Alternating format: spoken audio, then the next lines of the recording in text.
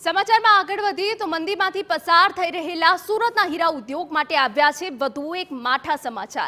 આગામી 1 માર્ચથી અમેરિકા સહિત G7 દેશો દ્વારા રશિયાની રફ ડાયમંડની માઇનિંગ કંપનીઓ પર પ્રતિબંધ મૂકવામાં આવશે, જેની સીધી અસર સુરતના હીરા ઉદ્યોગ પર પડશે।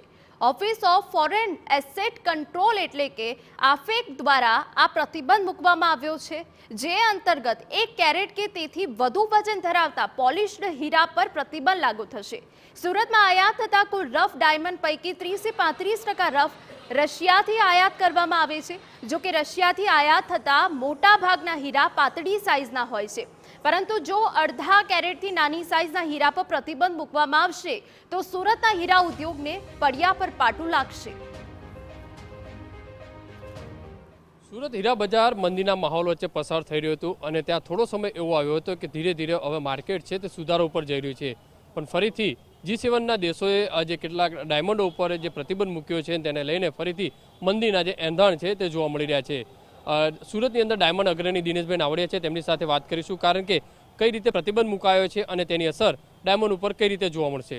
દિનેશભાઈ, કઈ રીતે દેશોએ પ્રતિબંધ મૂકવામાં આવ્યો છે અને તેની અસર આવનારા દિવસોની અંદર કઈ રીતે જોવા મળશે? રશિયા અને યુક્રેનના યુદ્ધના કારણે અમેરિકા અને G7ના દેશોએ રશિયા ઉપર ઘણા આર્થિક પ્રતિબંધો લાદ્યા છે। એમાં ખાસ કરીને સુરતની ડાયમંડ ઇન્ડસ્ટ્રીને જે લાગુ પડે છે। અલ્ટ્રોઝા કંપની માઇનિંગ કરતી રશિયાની કંપની ઉપર પણ G7 દેશોએ આર્થિક પ્રતિબંધો લાદ્યા છે।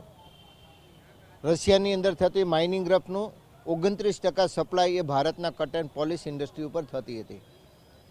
હમણાં 1-2 મહિના પહેલાં G7 દેશોના માધ્યમથી જાડી સાઇઝના હીરા ઉપર સંપૂર્ણ પ્રતિબંધ લાદવામાં આવ્યો હતો અને હવે 1 માર્ચથી પટલી સાઇઝના ડાયમંડો ઉપર પણ પ્રતિબંધ લાવવાની અત્યારે વાત થઈ રહી છે અને હવે આવતા દિવસોની અંદર બ્રસેલ્સની એન્ડ્રોપના માર્કેટની અંદરથી સંપૂર્ણ રફનું માર્કેટિંગનું મોનિટરિંગ કરવામાં આવશે। અત્યારે કોઈપણ માઇનિંગમાંથી માલ નીકળતો અને એ પ્રમાણે અલગ અલગ માઇનિંગના માલ મિક્સ કરીને ડીટીસી પણ આ જ પ્રમાણે કરે છે કે અલગ અલગ માલના નીકળેલા માલને મિક્સ કરીને વેચે છે। ઇન્વોઇસની અંદર પણ મિક્સ માલ તરીકે પણ એનો ઉલ્લેખ થતો હોય છે।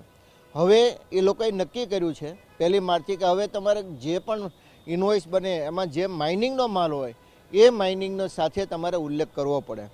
રશિયાની અંદરથી આવતા માલનો રશિયન ગુડ્સ તરીકે તમારે ઉલ્લેખ કરવો પડે અને હવે બેલ્જિયમના માર્કેટની અંદરથી કોઈ પણ મિક્સ ગુડ્સ તરીકે ત્યાંથી હવે એક્સપોર્ટ નહીં થાય। આવતા દિવસોની અંદર પટલી સાઇઝ ઉપર જ્યારે પ્રતિબંધ મૂકવામાં આવશે ત્યારે મેં ચોક્કસ માન્યું છે કે હવે ધીરે ધીરે કટ એન્ડ પોલિશ ઉપર પણ રશિયન ગુડ્સમાંથી બનેલો G7ના દેશો કોઈ પણ કન્ટ્રી ખરીદી કરશે નહીં અને મેન્યુફેક્ચરિંગ સાથે જોડાયેલા લોકોએ પણ હવે આની અંદર ક્લિયર લખવું પડશે કે કટ એન્ડ પોલિશ કઈ માઇનિંગનો માલ છે, ક્યાંથી ખરીદ્યો છે, એના પ્રૂફ સાથે તમારે માલ માર્કેટની અંદર સેલ કરવા માટે મૂકવો પડશે। સર, અસર શું જોવા મળશે મંદીની? ફરીથી મંદીનો માહોલ જોવા મળશે ખરી કે કેટલા સમય ચાલશે? G7 દેશે જે પ્રમાણે પ્રતિબંધો લાદ્યા છે એ જ લોકો જ્યારે આ ડિસિઝનની અંદર કોઈ ફેરબદલ કરશે ત્યારે જ આની પછી પોઝિટિવ ઇફેક્ટ ડાયમંડ ઇન્ડસ્ટ્રી ઉપર પડશે। આની અંદરથી કઈ રીતના રસ્તા નીકળે, કઈ રીતના એનો હલ કરવો, એની માટે gems and jewellery export promotion council સરકારને સાથે રાખીને આગળ શું પગલાં લેવા એની માટે ચર્ચા વિચારણાઓ થઈ રહી છે। જે રીતે હીરા બજારની વાત કરીએ તો હીરા બજાર જે મંદીના માહોલ વચ્ચે પસાર થઈ રહ્યું હતું ત્યારે ફરીથી જે માઇનોર જે પોલિશિંગને જે પ્રતિબંધ મુકાયો છે અને તેના કારણે આવનારા દિવસોની અંદર જે છે ડાયમંડનો જે બજાર છે તે ફરી સ્થિર થાય તેવી જે વ્યક્ત કરવામાં આવી રહી છે। કેમેરામેન સંજય ચંદ્ર સાથે બલદેવ સુથાર, TV9 સુરત।